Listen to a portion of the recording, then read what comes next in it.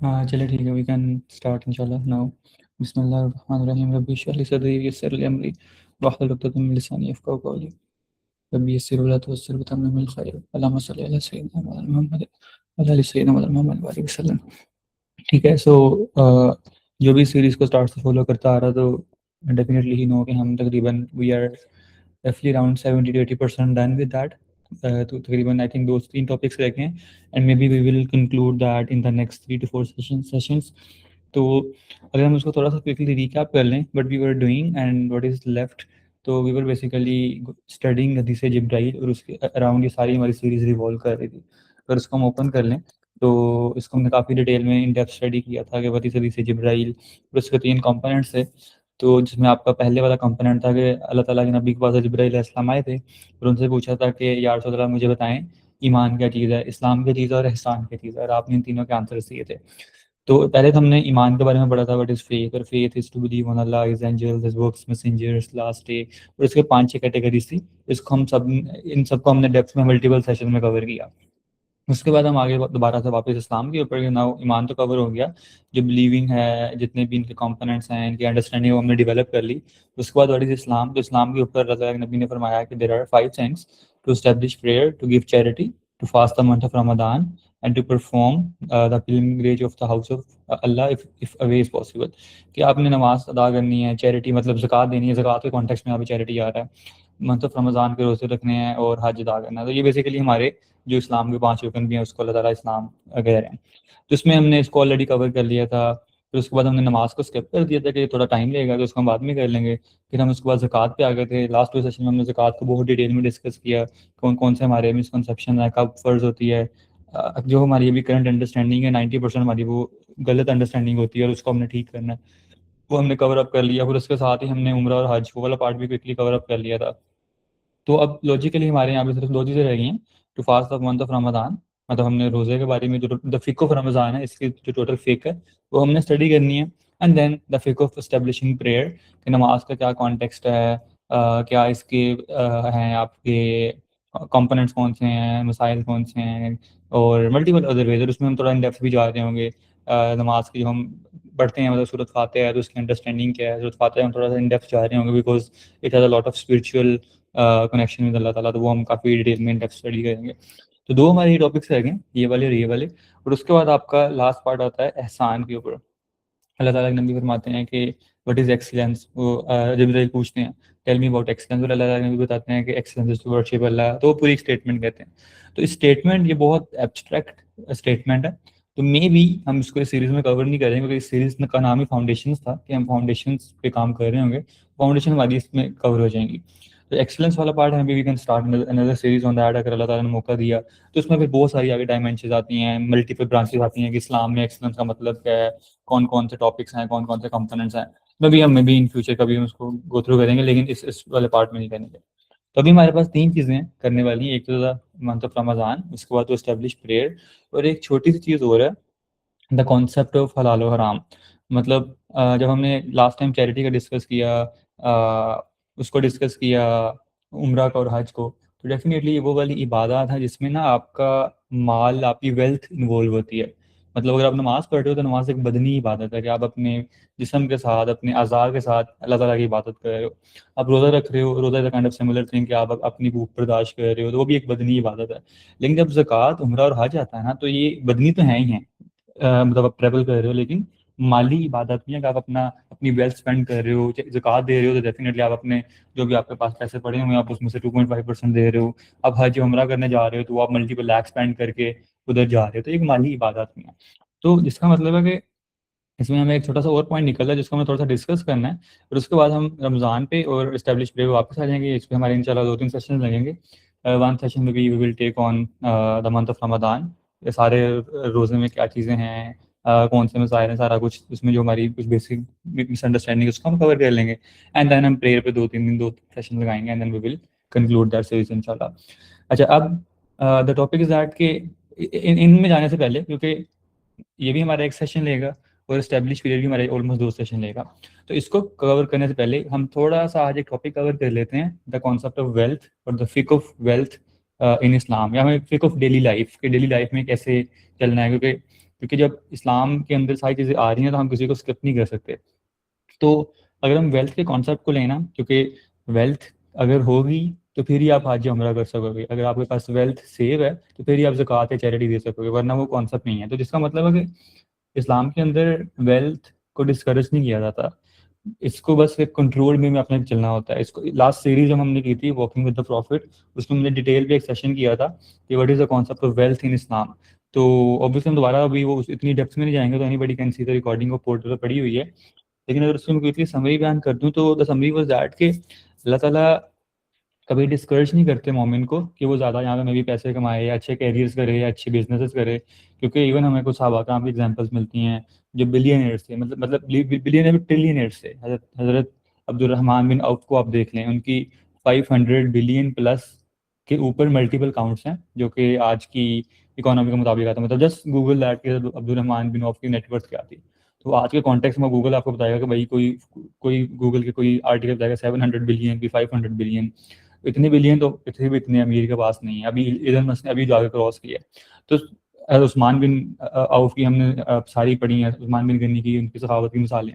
तो सहाबा कराम में भी there was wealthiest and the richest person, जिससे हमें पता लगता है कि Islam does not stops you from doing good careers.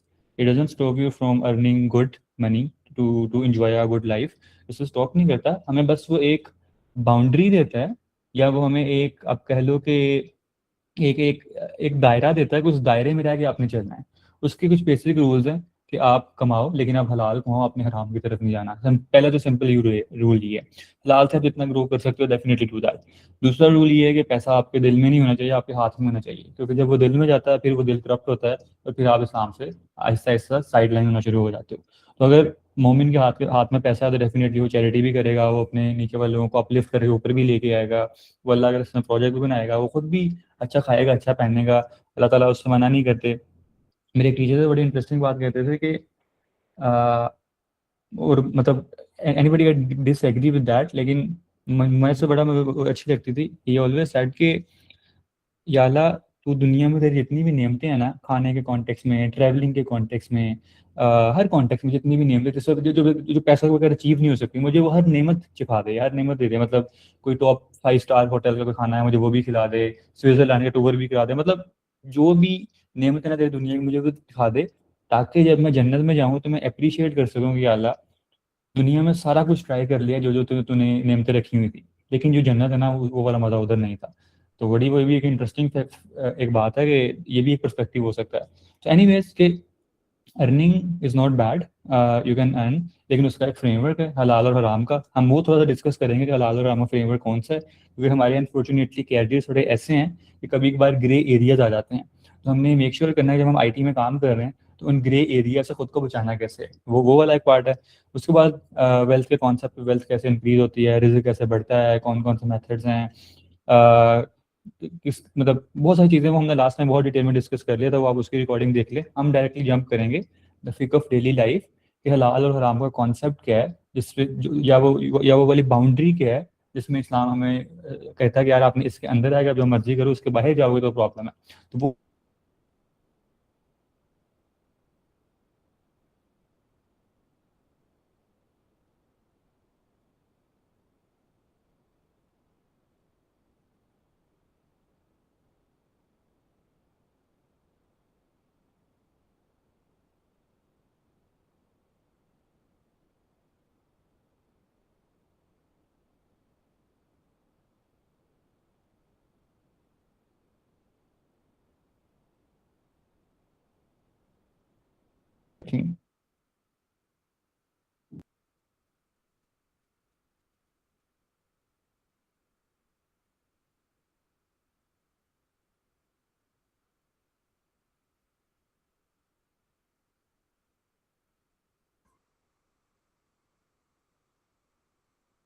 अस्सलाम वालेकुम, मेरी आवाज़ आ रही है?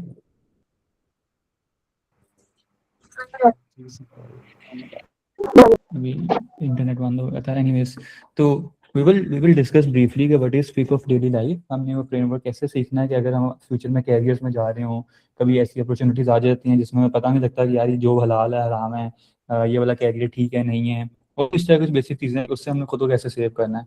तो we will briefly discuss that. 10-15 minute का मूवी वापस आ जाएंगे रोजे के ऊपर रमजान पे, and then we will come to that, and within next 3-4 sessions हम इसको इंशाल्लाह कंक्लूड कर देंगे, जैसे हमने शुरू में प्लान भी किया था।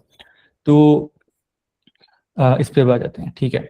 द फिक ऑफ डेली लाइफ के कौन से ऐसे ग्रे जोन्स हैं। ग्रे जोन का मतलब है कि कौन से वो एरियाज हैं जो थोड़े से डेडली हैं, थोड़े से मे बी जिसमें शक है, शुबह है कि हमने उनसे बचना है और एक एक सही लाइफ स्पेंड करनी है। तो पहली चीज़ तो ये है कि देर रैशनल लेवल पे हमने मतलब ये अपने माइंड में बैठाना है कि मे बी रैशनली एक चीज़ हमें सेंस बना रही हो, इसमें कोई प्रॉब्लम नहीं है। लेकिन अगर अल्लाह ताला ने उसे हराम करार दे दी है ना, तो उसका मतलब है वो हराम है। इसकी सिंपल एग्जांपल ये है कि अल्लाह ताला क्रिएटर है हमारे, हम सबको पता है। अल्लाह ताला ने हमें पैदा किया है, वी आर मखलूक, और वी ओबे अल्लाह ताला। तो you need to understand that कि जो क्रिएटर होता है ना, जो बड़ा होता है, he knows the creation very well, और जो भी वो फैसला करेगा अपनी क्रिएशन के लिए, वो इस तरह एक मैन्युफैक्चरर है, अगर उसने कोई मशीन बनाई है, तो जिसने मशीन बनाई है उसका मशीन जितना उसको उस मशीन के बारे में आइडिया होगा, किसी को भी आइडिया नहीं होगा।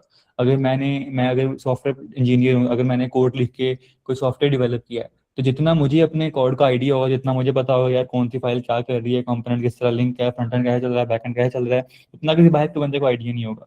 तो पहले तो हमने मेक श्योर करना है कि देर आर फ्यू थिंग्स जिसमें हमें लगेगा कि पता नहीं यार, ये तो समझ नहीं आ रही कैसे आराम की मूवी सही लग रही है, लेकिन अल्लाह ताला क्रिएटर है, तो हमने अपनी अंडरस्टैंडिंग में बैठाना है कि इट जस्ट लाइक दैट। का ऐसे एग्जांपल ले लें कि एक एक बच्चा है, वो मे बी उसकी वो बीमार है, उसकी मदर उसको डॉक्टर के पास लेके जाती है।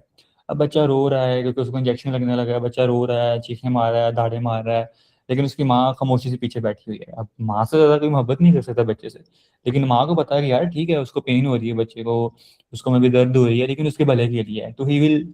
अब बच्चे को लगेगा कि पता नहीं यार, माँ भी जालिम है, डॉक्टर भी जालिम है, मुझे टीका लगा रहे हैं, मे बी ड्रिप्स लगा रहे हैं, तो बच्चा तो अपनी अंडरस्टैंडिंग का देख रहा हो, यार मुझे सेव ही नहीं कर रही है, मेरे साथ जुल्म कर रहे हैं, लेकिन माँ को पता है कि ये इसके भलाई भले के लिए है। तो इसी तरह एग्जैक्टली ये एग्जाम्पल हम अगर अपने आप में आप कर लें अपने ऊपर, तो there are few things, there are certain areas जिसमें अल्लाह ताला को हमारे बारे में ज़्यादा बेहतर पता है, क्योंकि उन्होंने हमें बनाया, तो इसलिए हमने उनको ओबे करना है, और यही बंदगी है। जब हम अपने को सरेंडर कर देंगे तो वो वाला है। और सिंपल से एक आयत मैंने इसी कॉन्टेक्स्ट में मेंशन भी किया है, अल्लाह ताला सूरत लुक़मान में फरमाते हैं, वमन युस्लिम वजहहु इलल्लाहि, कि जो अपना अपना जो चेहरा है ना, वो अल्लाह ताला के सामने झुका देता है, मतलब सरेंडर कर देता है, वह हुआ मोहसिन, तो वही शख्स है जो बेसिकली नेक है, जो एहसानमंद है।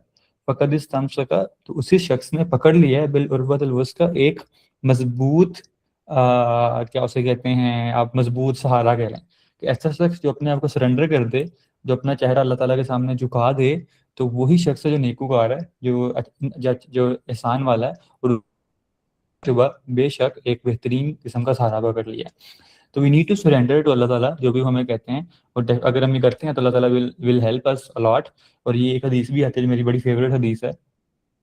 हदीस इज दैट कि जब आप अल्लाह ताला के सामने सरेंडर करते हैं और अल्लाह ताला को अपना दोस्त बना लेते हैं, तो अल्लाह ताला आपकी लाइफ का जिम्मा ले लेता है। मतलब अल्लाह ताला आपके पाँव बन जाते हैं।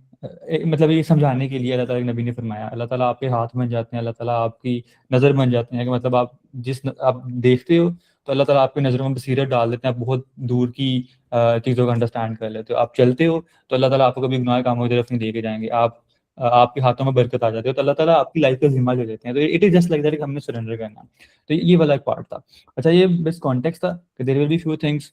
आपको लोग कहते हैं कि यार ये कैसे हराम हो सकती है, ये तो ठीक है, बैंक का इंटरेस्ट तो कोई मसला नहीं है, सूद का तो कोई प्रॉब्लम नहीं है, वैसे तो भाई तो हो रहा होता है। तो इस तरह बहुत सारे आपको लाइफ के अंदर जब आप आगे बढ़ेंगे ना, आपको बहुत सारे ऐसे लोग मिलेंगे जो बड़ी अकली दलाइल लेके आ रहे हैं, और कभी कभार लगेगा कि यार ये दलाइल ठीक है, लेकिन हमने वहां पे कहना है कि भाई हो सकता है दलाइल ठीक हो, लेकिन जब अल्लाह ने कुरान में एक चीज को हराम कह दिया, तो इसका मतलब तो हमें हमारे को पता है ये चीज हराम है, और हमने वहां पे बस अल्लाह ताला को ओबे करना है, वो हम करेंगे तो हमने एक मजबूत सहारा थाम लिया, क्योंकि फैसला अल्लाह ताला ने आखिर में करना है, इन लोगों ने नहीं करना है। तो ये अलग पार्ट है। अच्छा, उसके बाद देर आर 5 कैटेगरीज जब हलाल और हराम का कॉन्सेप्ट आता है। अगर हम 5 कैटेगरीज को अंडरस्टैंड कर लेना, तो लाइफ में ना हर सिचुएशन में नेविगेट करना ईजी हो जाएगा। अच्छा, 5 कैटेगरीज कौन सी हैं? पहली तो होती है फ़र्ज या वाजिब है, दूसरी मुस्तहब, तीसरी मुबाह, मकरूह और हराम। ये 5 कैटेगरीज आती हैं हर कॉन्टेक्स्ट में, चाहे वो इबादत हैं, चाहे वो ज़िंदगी के मामलात हैं, चाहे वो मुआशरात हैं। आप जिस भी चीज़ को पकड़ लेना, वो इनमें से किसी एक कैटेगरी में करेगी, फॉलो करेगी। फॉर एग्जाम्पल, नमाज है, नमाज फ़र्ज़ है, मतलब आप अगर आप नहीं करेंगे तो हमें गुनाह मिलेगा। अच्छा, हम इनकी डेफिनेशन पढ़ लेते हैं कि फ़र्ज़ एक ऐसा कंपोनेंट है, ऐसी चीज़ है कि जो कि ऑब्लिगेटरी है, आप उसको स्किप नहीं कर सकते।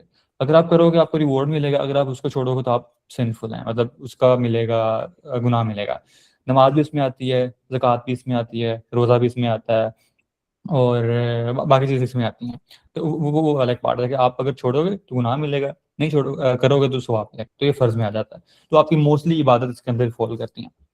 दूसरी है मुस्तहब, कि ना करोगे तो मसला कोई नहीं है, लेकिन करोगे तो सवाब मिलेगा, रिवॉर्ड मिलेगा। ये दूसरी जो फ़र्ज से एक नीचे कैटेगरी होती है। फॉर एग्जांपल, नफल पढ़ना नमाज के बाद, मतलब आपने ज़ोहर की नमाज़ पढ़ी, आपने 4 सुन्नतें पढ़ी, 4 फ़र्ज़ पढ़े, उसके बाद आपने 2 सुन्नतें पढ़ी, अब नफल आ गया। अब नफल आप स्किप कर दो, गुनाह नहीं मिलेगा, लेकिन अगर आप पढ़ लोगे तो उसका रिवॉर्ड मिल जाएगा। ये मुस्तहब कैटेगरी है। मिसवाक है, जो भी ऐसी चीज़ें हैं जो अल्लाह ताला के नबी की सुन्नत से आ रही हैं, तो अगर आप ना करोगे तो there will be no problem, लेकिन अगर आप करोगे तो डेफिनेटली उसका रिवॉर्ड हाई मिलेगा। डेफिनेटली हमें करनी चाहिए, लेकिन डेफिनेशन इसकी ये वाली है। अब तीसरी चीज़ आ जाती है कि मुबाह। अच्छा, मुबाह कहते हैं उस चीज़ को कि जिसका ना ही रिवॉर्ड है, ना ही पनिशमेंट है, मतलब न्यूट्रल चीज़ है। फॉर एग्जाम्पल, मैंने आईफोन लेना है या मैंने एंड्रॉइड का फ़ोन लेना है, मैं आईफोन ले लूंगा, ना ही मतलब गुनाह है ना इस पे कोई सवाब है। मैं एंड्रॉइड का भी फ़ोन ले लूंगा, ना इस पे गुनाह है कि ना इस पे सवाब है। मैंने मैक लेनी है, मैंने विंडोज़ का लैपटॉप लेना है, मुबाह चीज़ है। मैंने खाना रात को चिकन खाना है, मैंने बीफ खाना है, मुबाह चीज़ है। तो हमारी जो डेली लाइफ की जो चॉइसेस होती हैं ना, जो न्यूट्रल होती हैं, तो वो बेसिकली मुबाह होती है। मैंने रात को सोना है, नहीं सोना, मुबाह चीज़ है। अच्छा, अब हमारी लाइफ का ना तकरीबन 70 to 80% जो पोर्शन है वो इसके अंदर फॉल कर रहा था। ऐसी चॉइसेस डेली बेसिस पे, क्या खाना है, क्या पीना है, कहाँ ट्रैवल करना है, सारी सारी चीज़ें मुबाह में कर रही होती है कि ना उनका कोई रिवॉर्ड है, ना उनकी कोई पनिशमेंट है, एक जेनेरिक लाइफ है। तो सो पता नहीं, अल्लाह ताला मतलब कभी कभार आपके दिल में ऐसी बात डाल दे जब आपने नहीं होगा। मुझे नहीं पता था कि I will be expose to a new perspective, कि मैंने आज एक सेशन पढ़ाना था। कल basically I was in Rawalpindi. कल वहाँ पे एक स्कॉलर थे, वो आए हुए थे, and me with my 4 friends we travelled from Lahore to Rawalpindi उनका सेशन अटेंड करने के लिए। तो इंटरेस्टिंगली, वो हम एक बुक पढ़ रहे थे, इमाम इब्नुल कय्यम की मदारिज सालिकीन। तो उसमें टॉपिक है मुबाह का। अच्छा, उन्होंने बड़ी वहाँ पे इंटरेस्टिंग बात कही, तो अभी मुझे याद आ गया वो ये वाला नाम से कि कोई भी चीज़ ना मुबाह होती नहीं है, मतलब मुबाह होती है, लेकिन आप किसी भी चीज़ को कर सकते हो either on the positive side या ऑन द नेगेटिव साइड। मतलब हमें तो न्यूट्रल लग रहा है ना, कि एक चीज़ कोई उसका रिवॉर्ड, कोई पनिशमेंट नहीं है, न्यूट्रल चीज़ है, ना हराम है ना उसका रिवॉर्ड है। लेकिन अगर आप इसमें थोड़ी सी ट्वीक कर लो ना, तो आप you can either take it to the wrong side और you can take it to the correct side. अच्छा, हम बड़े हैरान हो गए कि उस्ताद जी ये कैसे हो सकता है कि मुबाद तो न्यूट्रल, इसको हम कैसे कर सकते हैं रिवॉर्ड को। कहते just take the example gym, right. मतलब ऑब्वियसली बॉयज बैठे हुए, सारे बॉयज का सेशन था, कहते हैं आप लोग मोस्टली जिम जाते हैं, एक्सरसाइज करते हैं। अब एक्सरसाइज करना टोटली न्यूट्रल है, उसकी ना कोई रिवॉर्ड है ना कोई पनिशमेंट है, वो बात चीज़ है। लेकिन अब आप इंटेंशन को अंदर लेके आओ। अब आप कहो कि यार मैं जिम क्यों जाता हूँ। अच्छा, अगर तो मैं जिम इसलिए जाता हूँ कि मैं हेल्थी हो जाऊँ, अल्लाह ताला ने मुझे एक जिस्म दिया है, वो एक अमानत है। अगर मैं उसको एक्टिव रखूंगा तो मैं बेहतर इबादत भी कर सकूंगा। अल्लाह ताला कभी मोमिन के सामने, अल्लाह ताला के नबी की हदीस है। तो अगर तो आप कहे यार ये मेरी नीयत है और मैं इसलिए जाता हूँ जिम करने, तो आपने एक मुबाह चीज़ को अपग्रेड करके मुस्तहब वाली कैटेगरी में लेने का उसका सवाब सवाब मिल रहा है। अब लेट से एक बंदा, उसकी इंटेंशन ये है कि यार मैं जिम इसलिए जाता हूँ कि मेरी बॉडी बनेगी और मुझसे फिर फीमेल्स, मुझसे लोग इम्प्रेस हुआ करेंगे, और उसकी ये वाली नीयत है, एक एक इवल नीयत है। तो उसने मुबाह चीज़ को डाउनग्रेड करके पनिशमेंट तो हम नहीं कहेंगे, लेकिन एक मकरू, एक अनलाइक कैटेगरी में डाल दिया कि अल्लाह ताला की वो उसको नीयत पसंद ही नहीं है। तो फिर उन्होंने और भी हमें काफ़ी सारी एग्जांपल दी कि लेट से आप रात को सोते हो, या आप फ़ोन यूज़ करते हो। अब फ़ोन यूज़ करने पे वन थिंग इज़ दैट कि मैंने लेट से नया नया मैंने लेना है, मैंने मैकबुक लेनी है, राइट। अब मैंने मैकबुक क्यों लेनी है कि मैं मे बी ज़्यादा अच्छा डेवलपर बन के ज़्यादा अच्छी अर्निंग करके अल्लाह ताला के रास्ते में चैरिटी करूँगा।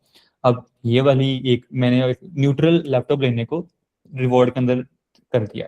लेकिन दूसरी मेरी नीयत हो गया, नहीं मैं तो इसलिए अपग्रेड कर रहा हूँ, मैंने सारी रात बैठे गेमिंग खेली है। अब गेमिंग में दोस्तों के साथ है, बुली भी कर रहे हो, गंदी लैंग्वेज भी यूज हो रही है, सारा कुछ भी, तो आपने उस कैटेगरी को डाउनग्रेड कर लिया।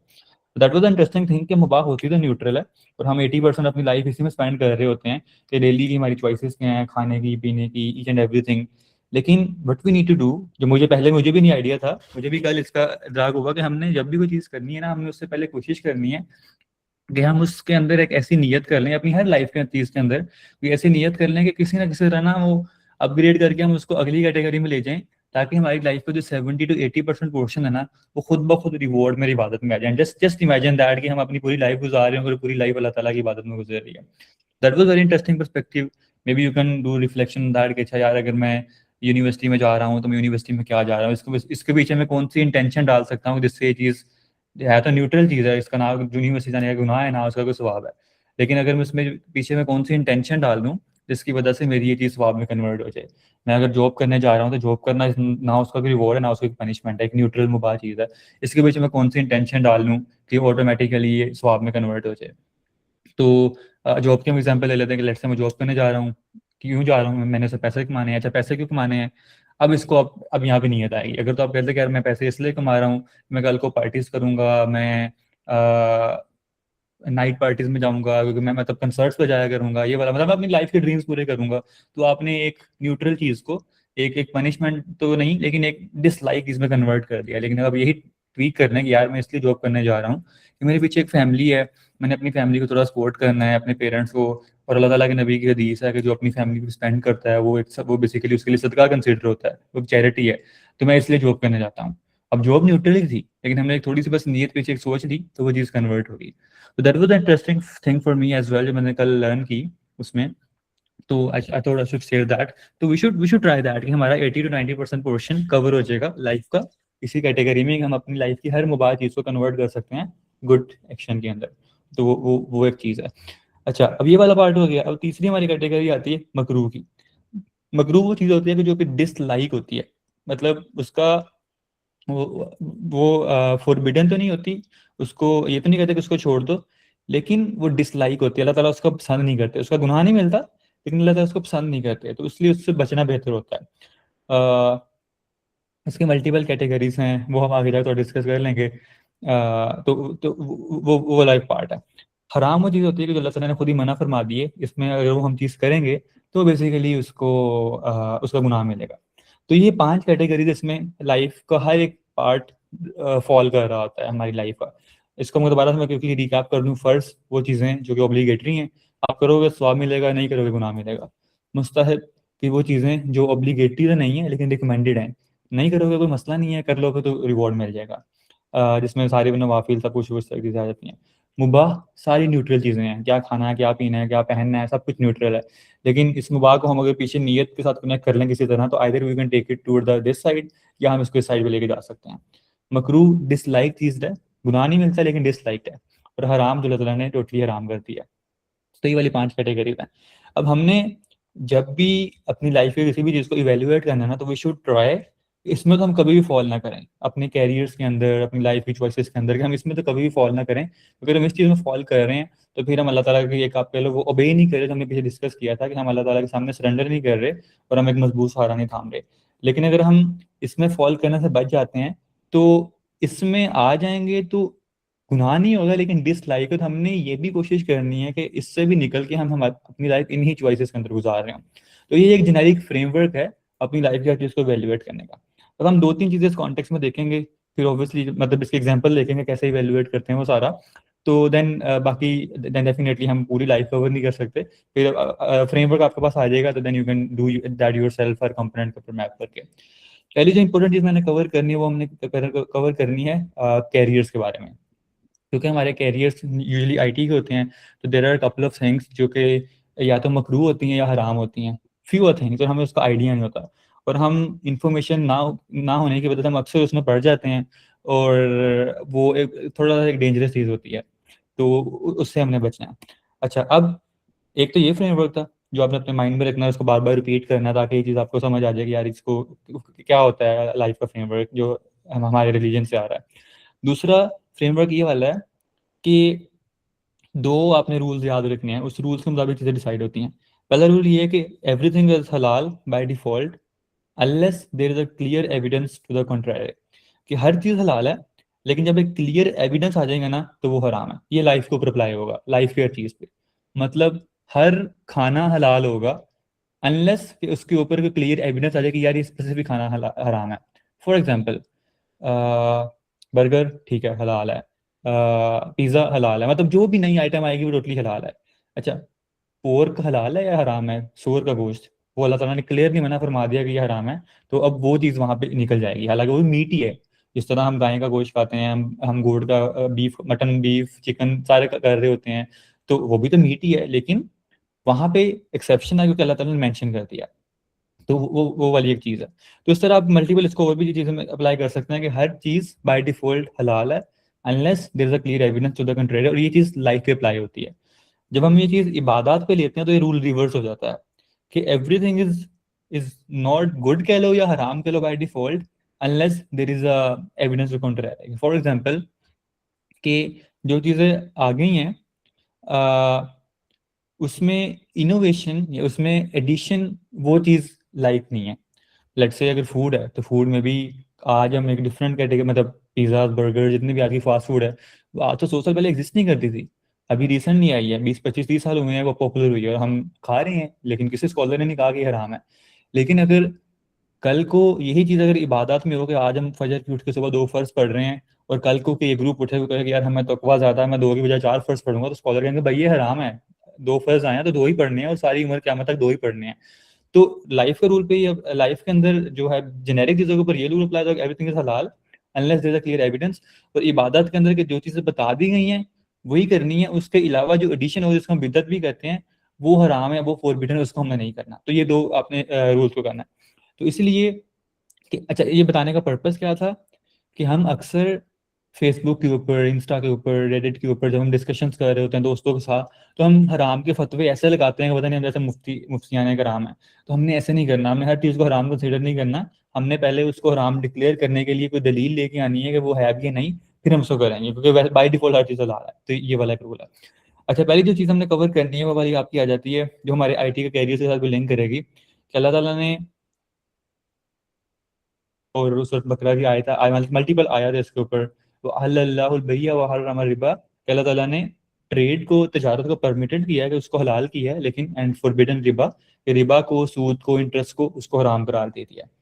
और फिर अल्लाह ताला उसकी आगे मल्टीपल और भी इसके साथ आयत लिंक होती हैं कि बै प्रॉफिटेबल अल्लाह ताला उनको पसंद करता है, जो सूद के अंदर करते हैं, अपना डीलिंग्स करते हैं, उनकी अल्लाह और उसके रसूल के खिलाफ ऐलान जंग है। मतलब ये एक ऐसा ऐसा गुनाह है, अल्लाह ताला ने कभी इतनी सेवेरिटी के साथ किसी को एक्सप्लेन नहीं किया जितना इस चीज़ को एक्सप्लेन किया है कि जो ये चीज़ करता है वो ऐलान जंग करता है मेरे और मेरे रसूल के खिलाफ। मतलब अल्लाह ताला ने नमाज के ऊपर नहीं कहा कि अगर कोई नमाज नहीं पढ़ता तो मेरे और मेरे खिलाफ ऐलान जंग है। अल्लाह ताला ने इस चीज़ इतनी, मतलब ये क्रिटिकल और सेंसिटिव चीज़ है।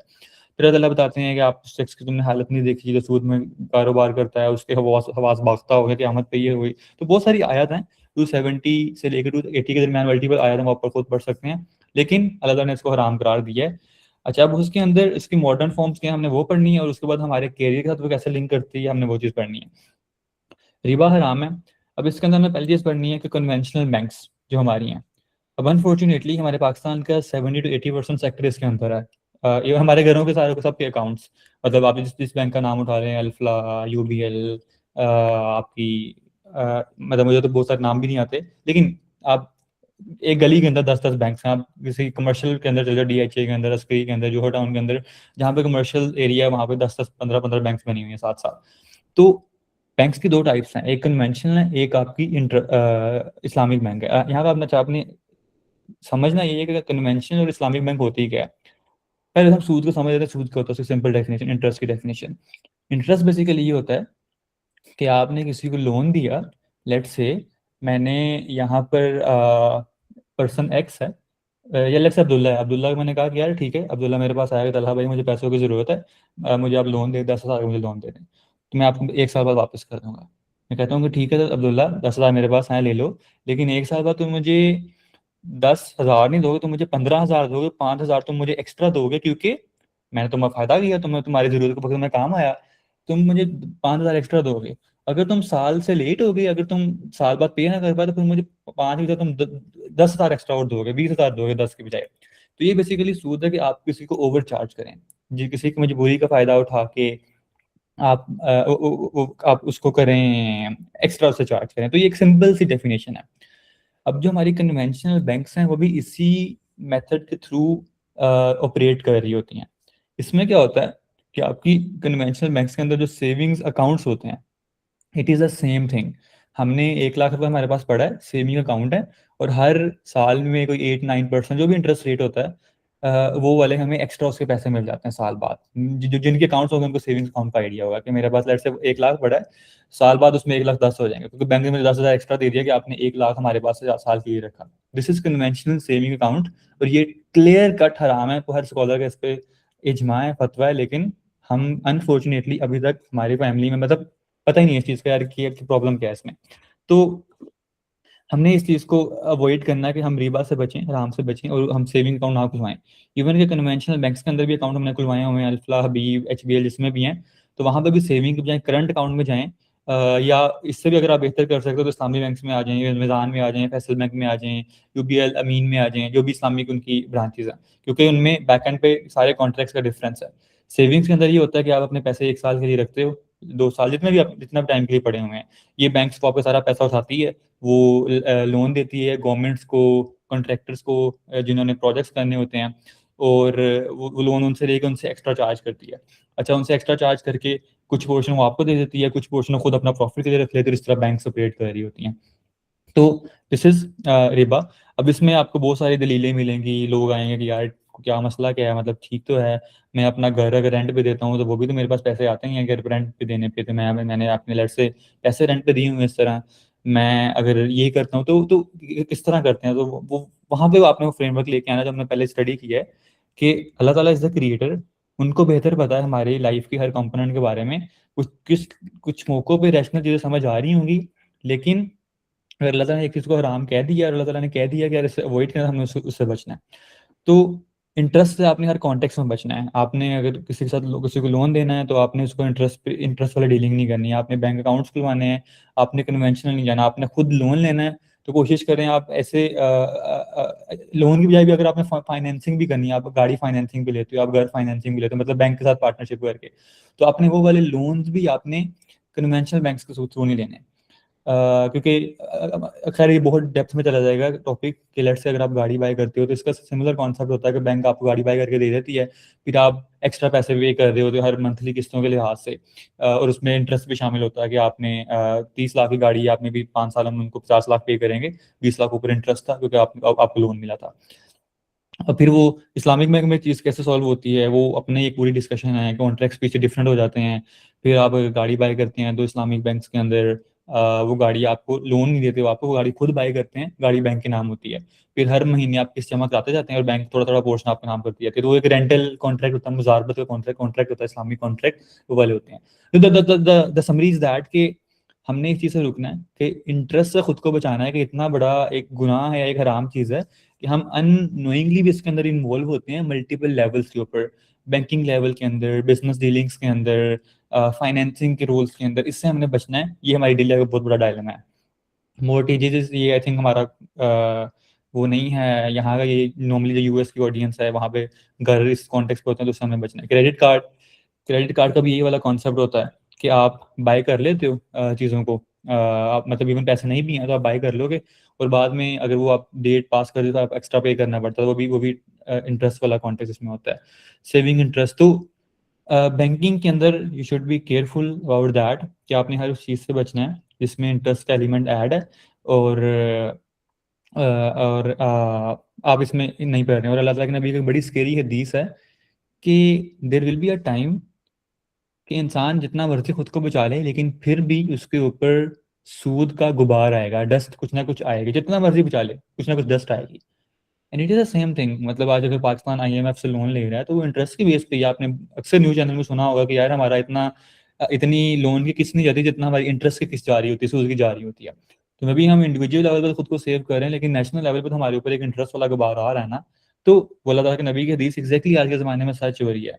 तो हमने ये कोशिश करनी है हम खुद को बचा के रखें इन हर तरह की चीज़ों से, अल्लाह ताला के खिलाफ ऐलान जंग ना करें इंटरेस्ट वाली चीज़ों में इन हो के, और वो करें।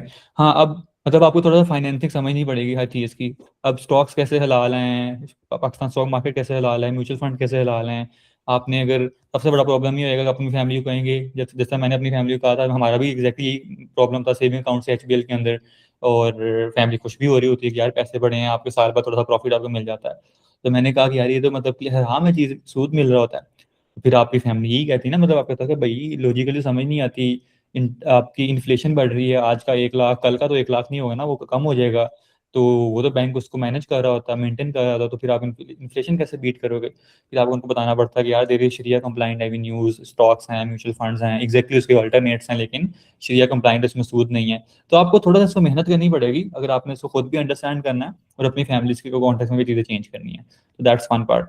सेकेंड चीज़ आ जाती है हमारे पास कैरियर्स के अंदर, ये तो आ गया फिनटेक फाइनेंसिंग के अंदर कि हराम हमने डिस्कस कर लिया, हलाल भी बहुत सारी चीज़ें हैं, लेकिन हर चीज़ इसी फ्रेमवर्क के अंदर कर रही होगी। अब हम आ जाते हैं कैरियर्स के अंदर। कैरियर्स के अंदर एक सिंपल प्रिंसिपल है जो आपने अंडरस्टैंड करना है, और अपने हर कैरियर को आपने इस प्रिंसिपल के ऊपर इवेल्युएट करना है। सूरत बकरा की सूरत, अच्छा ये गलत लिखा है मैंने, सूरत मायदा की आयत है ये, आई थिंक मैंने पिछले से कॉपी किया था तो वही वाला आगे आ गया।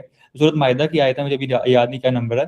आयत है वतावनु अलल बिर्रि व तक़वा, cooperate with each other in goodness and righteousness, कि एक दूसरे के साथ नेकी और तकवे में कॉपरेट करो।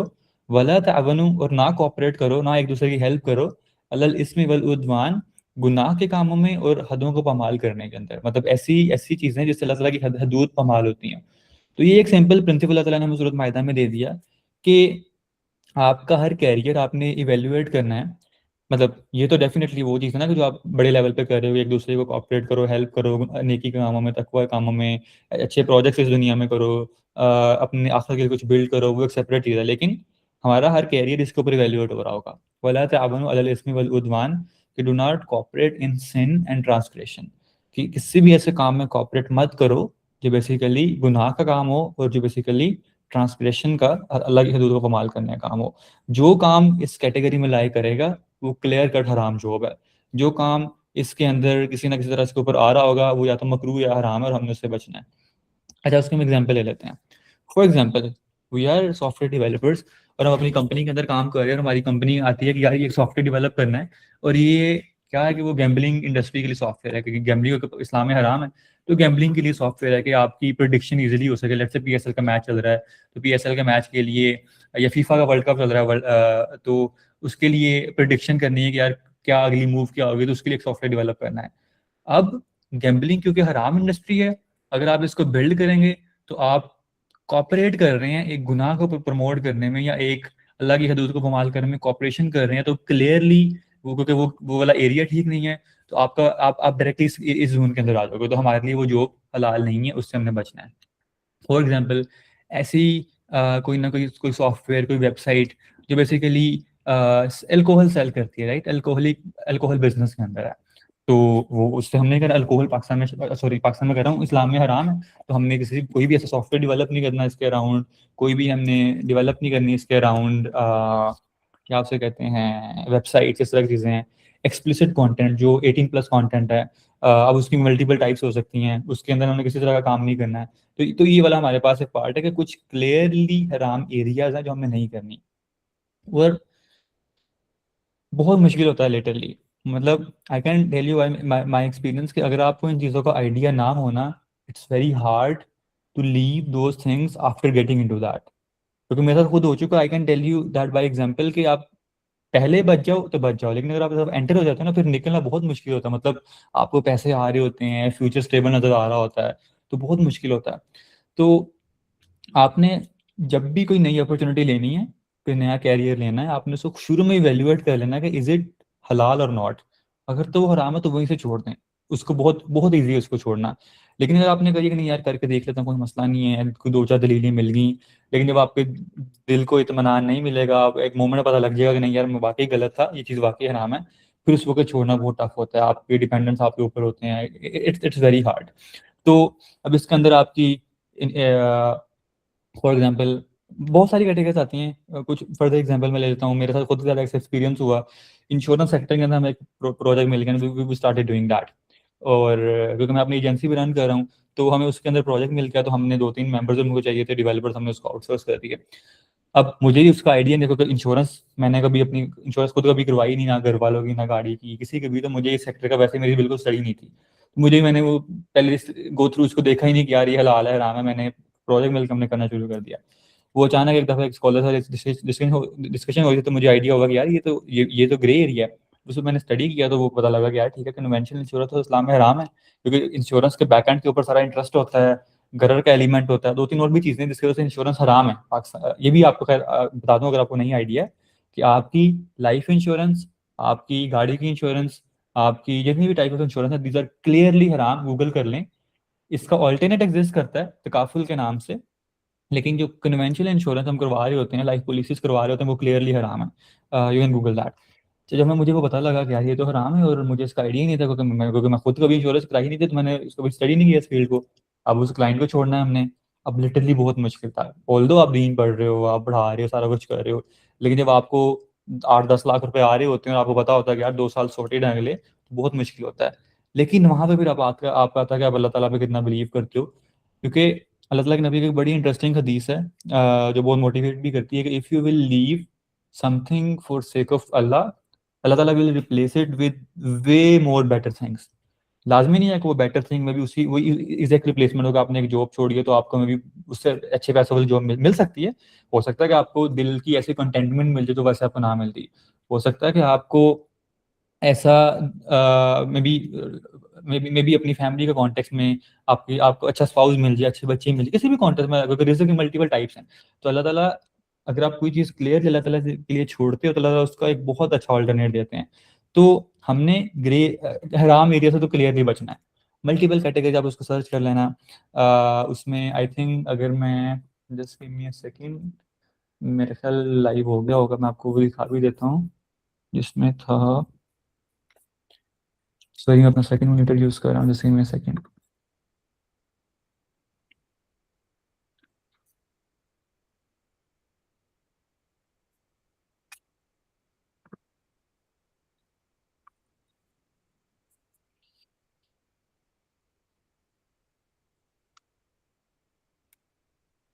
हाँ ठीक है, धीरे धीरे।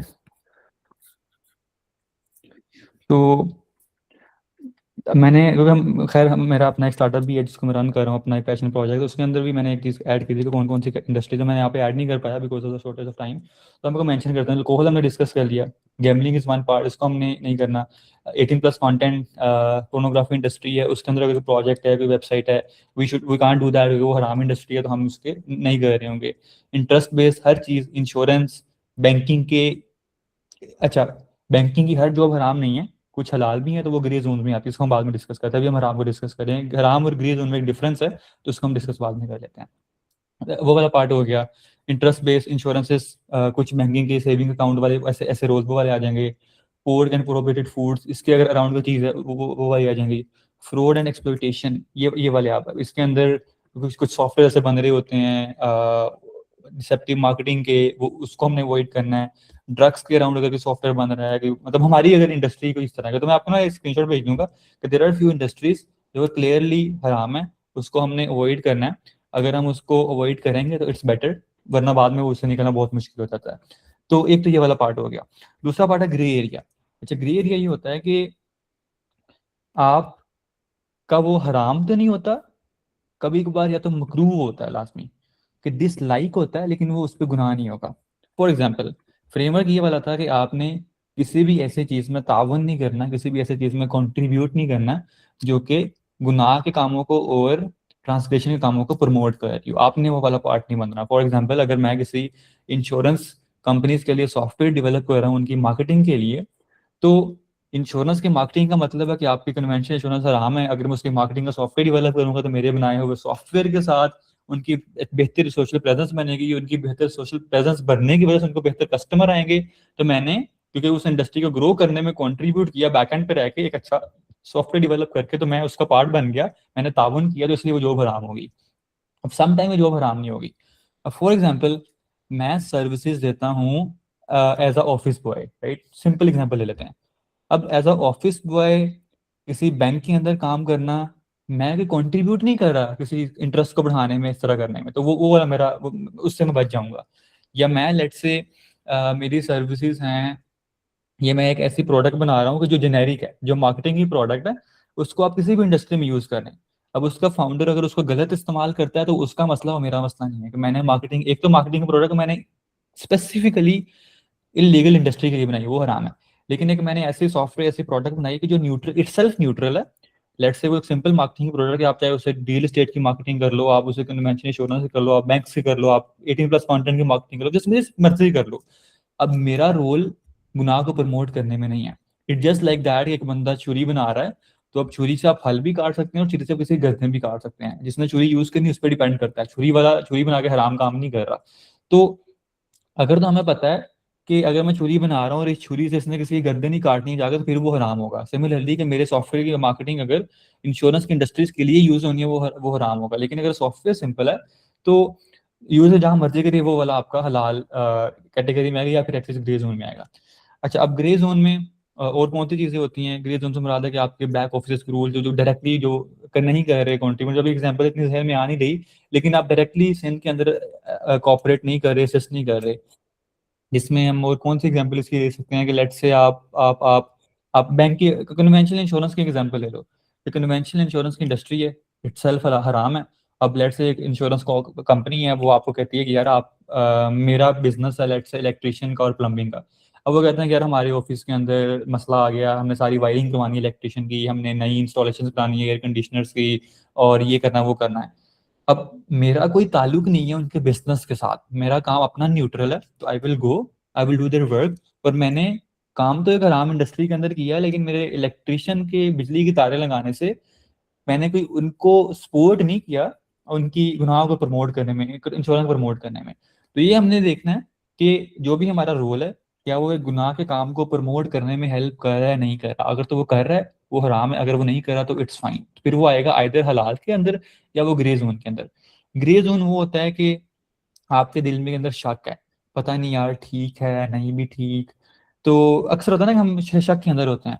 तो अल्लाह ताला के नबी की एक बड़ी अच्छा, शक के अगर आप ग्रे जोन के अंदर ना, तो इटसेल्फ उसका गुनाह नहीं है, you can keep doing that. और उसको मकरू भी कहते हैं समटाइम, मकरू कैटेगरी में भी आता है। लेकिन वो हराम नहीं होता।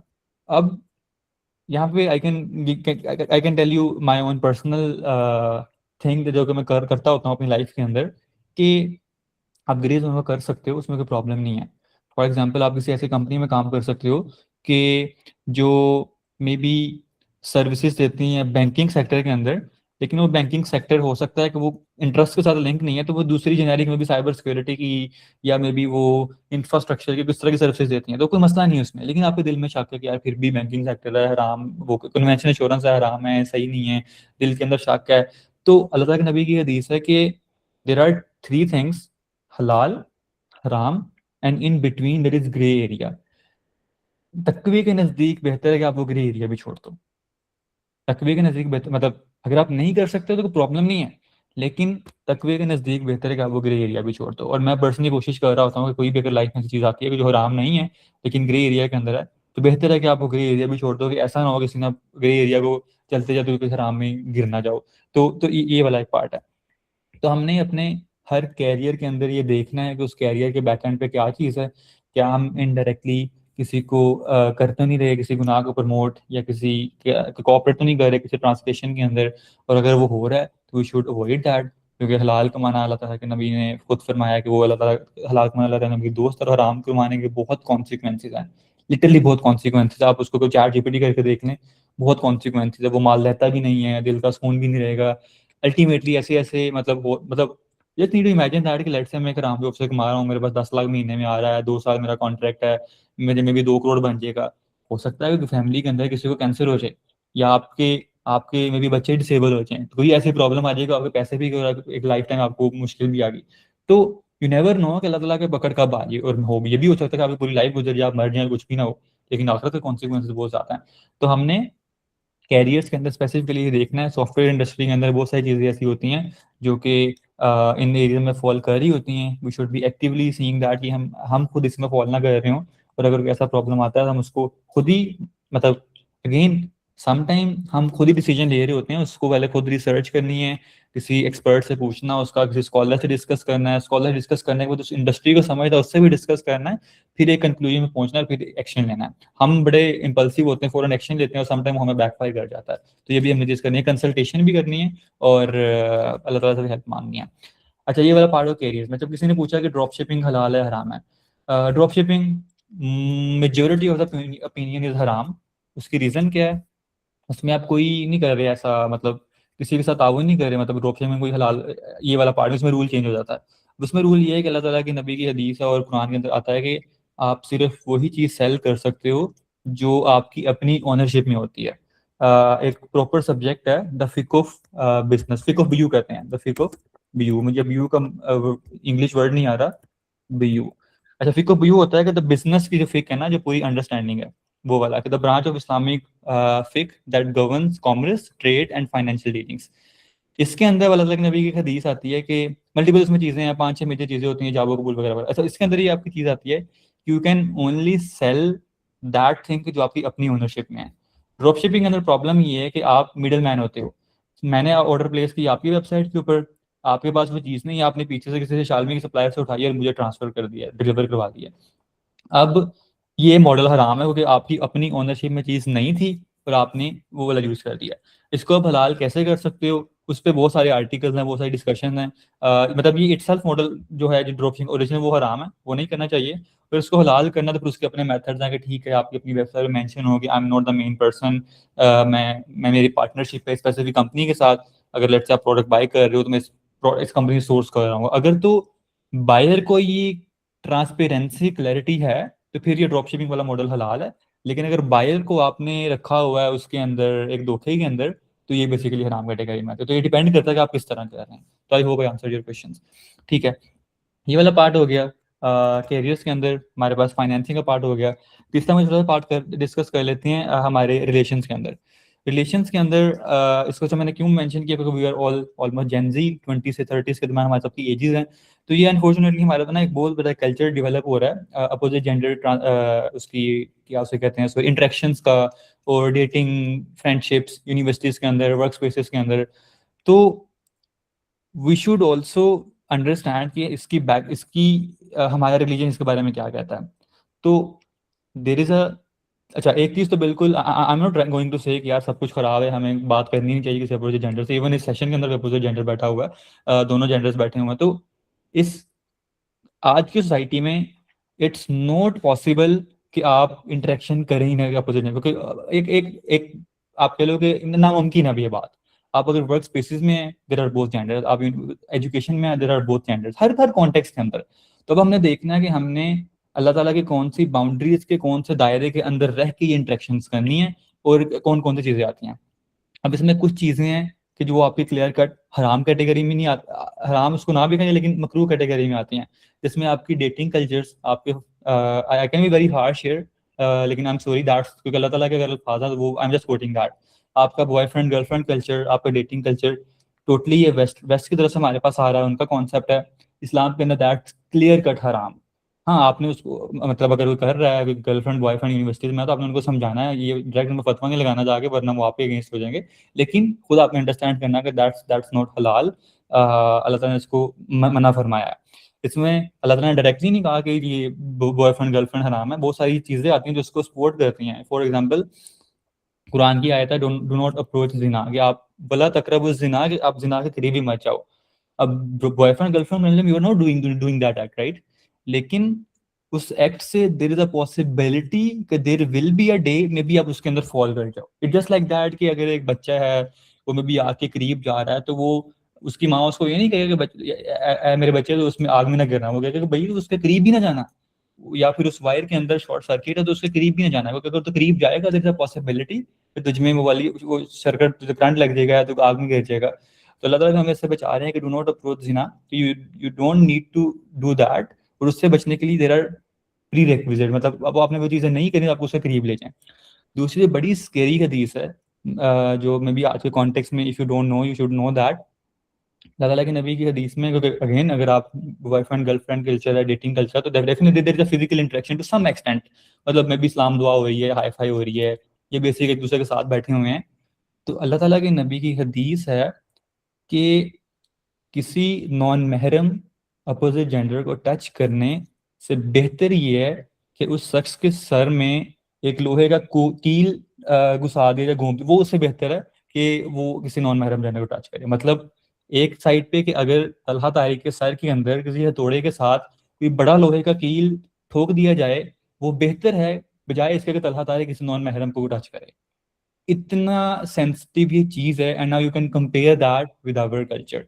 तो और बहुत सारी इस पे अहादीस हैं, बहुत सारी इस पे आयात हैं।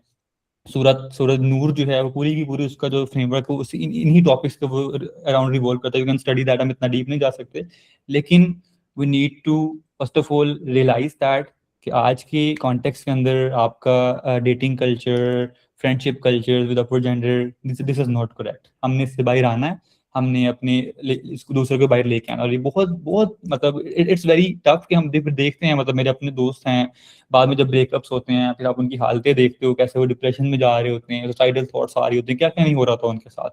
तो इवन अगर वो इस कल्चर के भी अंदर भी होते हैं, तो किस तरह वो अपनी लाइफ की जिंदगी तबाह कर रहे होते हैं, किसी इंसान के पीछे लग के कैरियर तबाह हो रहे होते हैं, एजुकेशन पे कोई ध्यान नहीं होता। तो हर लिहाज से आपको समझ नहीं आती क्या चीज़ है। तो एक चीज़ तो ये है कि दिस इज नॉट ट्रू। अगर कुछ कुछ कॉन्टेक्स्ट में तो हम इसको क्लियर कर कहेंगे भाई ये हराम काम है, और कुछ कॉन्टेक्स्ट में कहेंगे कि अरे हराम नहीं है, फिर भी ये डिसलाइक है, मकरूह चीज़ है, अल्लाह ताला को पसंद नहीं है ये चीज़ें। अच्छा, अब ये वाला पार्ट तो क्लियर हो गया, इससे हमने बचना है। अब दूसरा पार्ट ये कि बचना तो है, लेकिन अब इंटरेक्शन तो होगी। फीमेल के साथ मेल की इंटरेक्शन होगी, मेल के साथ फीमेल की होगी, वो यूनिवर्सिटीज में भी होगी, वो वर्क प्लेस, वो कैसे करनी है। वहां पे अब कुछ बाउंड्रीज हमने अंडरस्टैंड करनी है कि what are those rules, what are those guard rails जिसको हमने माइंड में रख के इंटरेक्ट करना है। अब उसमें there are lot of good books. Doctor Asif Irani है डेलस यूएस के अंदर, उनकी एक बड़ी अच्छी बुक उन्होंने लिखी है अपोजिट जेंडर इंटरेक्शन इन इस्लाम। वो बहुत अच्छा फ्रेमवर्क आप देती है, यू कैन रीड दैट। बहुत मतलब ना एक इन डेप्थ टॉपिक है, लेकिन मे बी हम कभी डिस्कस कर लेंगे उसको इन डिटेल। लेकिन you need to understand that कि इंटेक्शन आपने करनी है तो वो पर्पसफुल हो, उसका स्पेसिफिक पर्पस हो, वो पब्लिक प्लेस के ऊपर हो, और वो वाली उसके अंदर इमोशंस ना हो। मतलब पर्पसफुल ये है कि आपने लेट से आपकी वर्क प्लेस के ऊपर किसी के साथ इंटरेक्शन हो रही है, तो ये ना चल रहा हो कि हेलो क्या हाल है आपका, कैसा मौसम था आपके यहाँ, क्या पकाया आज, ये this is not purposeful conversation. Purposeful interaction आपने करनी है, जो कि काम के ऊपर है, जो भी पॉइंट है उसके ऊपर है। Apart from that there shouldn't be a discussion on that. दूसरी चीज, अपोजिट जेंडर के साथ जो कन्वर्सेशन है, जो इंटरेक्शन है, वो टू द पॉइंट हो, आगे पीछे हम ना निकल रहे हो। तीसरी चीज, उसमें इमोशंस ना हो। इमोशन से मुराद ये है कि, और सबसे बड़ा इसमें प्रॉब्लम आता है कि अच्छा पब्लिक प्लेस मैंने मेंशन किया, पब्लिक प्लेस के ऊपर हो, अगर आप किसी के साथ फिजिकल इंटरेक्शन कर रहे हैं तो पब्लिक प्लेस पे हो कि यू शुडंट बी अलोन, मतलब two person shouldn't be alone, क्योंकि अल्लाह ताला के नबी की हदीस है कि जब दो नॉन महरम अकेले होते हैं तो उनके दरमियान तीसरा शैतान होता है और वो गलत रास्ते की तरफ ले जाने की कोशिश करता है। तो आपने ये भी ट्राई करना है कि if there is a non महरम तो you shouldn't be alone with that person, there should be a public place in that context. और तीसरा इमोशंस वाला, there should be dignified conversation. आप अपनी कन्वर्सेशन में हंसी मजाक ना आपका हो, फ्रैंकनेस ना हो, वो वाला पार्ट ना हो, क्योंकि वो चीज़ भी आपको उस कॉन्टेक्स्ट में लेके जाएगी। और ये सबसे मुश्किल आपका होता है स्पेसिफिकली आपकी ऑनलाइन कम्युनिकेशन के अंदर, व्हाट्सएप के ऊपर, इंस्टा के ऊपर, जो भी आपका मेथड है, स्लैक के ऊपर कम्युनिकेशन में। हम इमोजीज भी चल रहे होते हैं, हंसी मजाक जोक चल रहे होते हैं, वो चीज़ आपको उस कॉन्टेक्स्ट में लेके जाती है। तो उससे भी हमने अवॉइड करना है कि to the point conversation, purposeful conversation, physical interaction public place के ऊपर। तो तीसरा बंदा है, चौथा बंदा, मतलब there should be another another being at that place. और कम्युनिकेशन में there shouldn't be emotion driven communication, frankness, इस तरह की चीज़ें नहीं है। तो इस तरह की पांच छह चीज़ें हैं, हम इसको अभी सेपरेट डिस्कस कर लेंगे। अगर आप उसकी चीज़ों की टेक केयर कर रहे हैं, यू आर फाइन, तो उसमें कोई प्रॉब्लम नहीं है, इंशाल्लाह ताला उसकी हेल्प करेंगे। और वो वाला एक पार्ट है। तो इसके अंदर again I can share article as well. मैंने इसको ना काफ़ी, क्योंकि that that was a thing जो मेरे लिए बड़ा प्रॉब्लमेटिक था, क्योंकि so I belong to a village, मेरा अपना बैकग्राउंड विलेज से है। जब मैं यहाँ पे यूनिवर्सिटी में आया लाहौर पढ़ने के लिए, तो एक बहुत बड़ा एक कल्चरल शॉक लगा कि यार फर्स्ट टाइम आप वो पढ़ रहे हो और एक कल्चर बना हुआ है गर्लफ्रेंड का, क्या करना है इसके अंदर। तो उसमें मैंने बड़ी इस पर रिसर्च की, तो मैंने ना इस वक्त आर्टिकल लिखा था, opposite gender interaction in Islam. I can share that link. वो मेरा बड़ा फेवरेट आर्टिकल भी है, मेरा अपना, मतलब। तो यू कैन रीड दैट। उसमें मैंने मल्टीपल टॉपिक्स को एड्रेस किया है इसके अंदर, जिसमें हमारे पास आ जाता है स्टोरीज।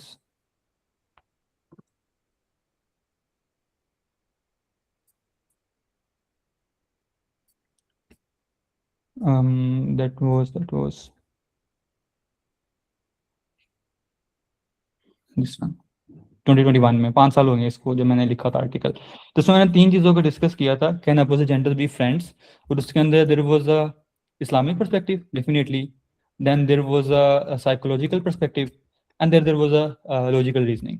तो multiple case studies, I will send that link, you can read that, उस बुक का भी लिंक सेंड कर दूंगा। हमने बस मेक श्योर करना है कि हम इस चीज़ को भी इससे बच रहे हो कि हम अल्टीमेटली ऐसा पॉइंट ना आए कि हम गलत चीज़ में इन्वॉल्व हो जाए, रोज़ाना उस समय डेफिनेटली बचाए उस कितने से। तो दैट वाज अनदर पार्ट।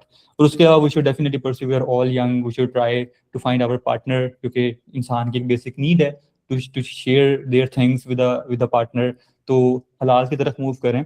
हाँ, अगेन एक और पॉइंट मैं यहाँ मेंशन कर दूं कि हमने डेटिंग कल्चर से भी बचना है, गर्लफ्रेंड बॉयफ्रेंड कल्चर से भी बचना है, और जो इंटरेक्शन उसमें एक एक डिग्निफाइड इंटरेक्शन, उस कॉन्टेक्स्ट में इंटरेक्शन भी करनी है।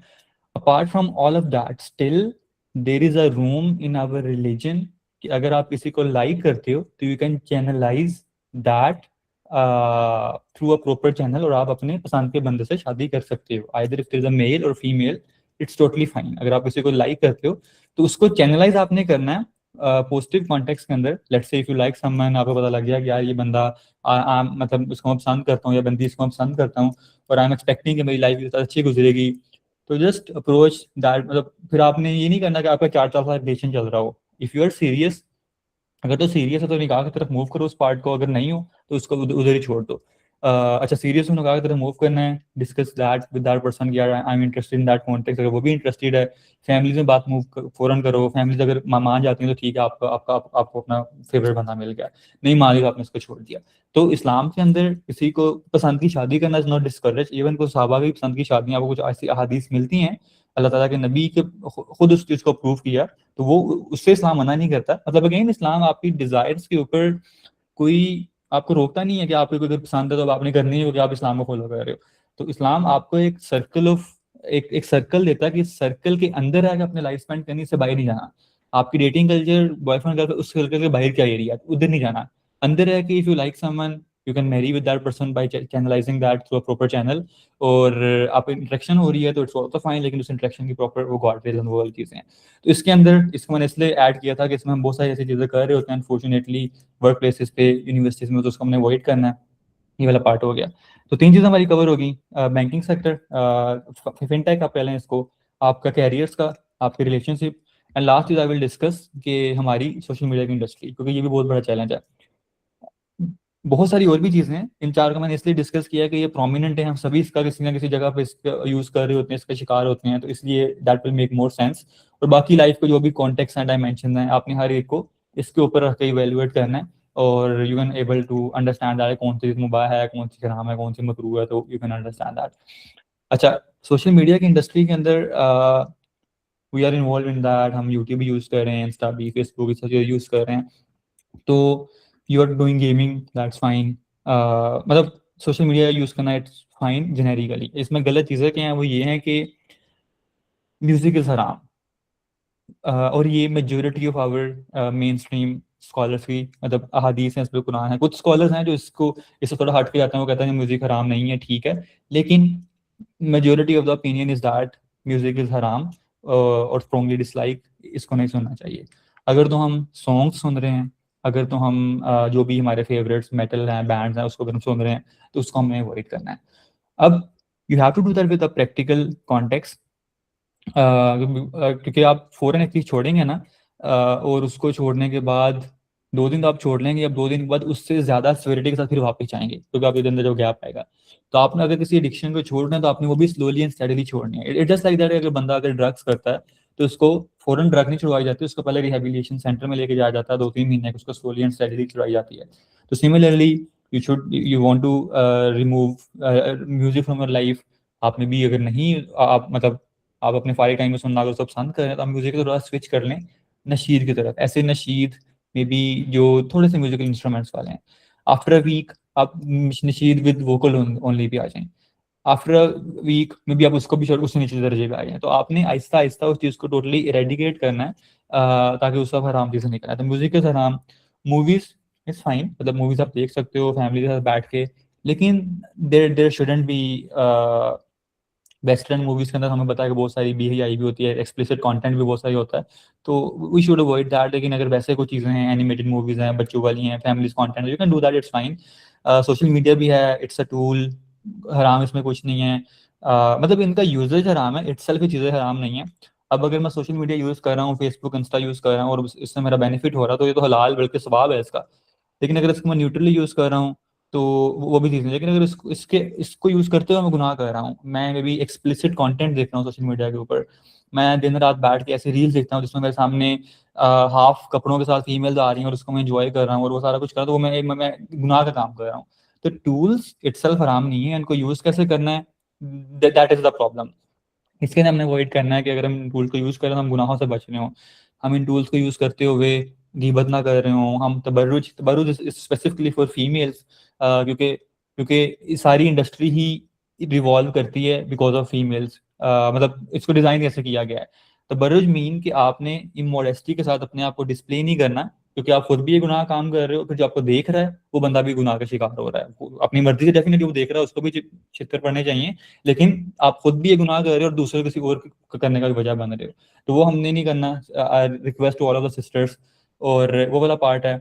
उसके बाद अगर आप न्यूट्रल यूज भी कर रहे हो, तो मेरे ख्याल में न्यूट्रल यूज भी अगेन आप, मतलब मेरे ख्याल में आप टाइम ही वेस्ट कर रहे होते हैं। हम अगर रील सारा दिन बैठ के देख रहे हैं, चाहे वो न्यूट्रल भी हो, तो हमें एट देन बेनिफिट तो कोई मिलता नहीं है। तो वो वाला एक पार्ट है।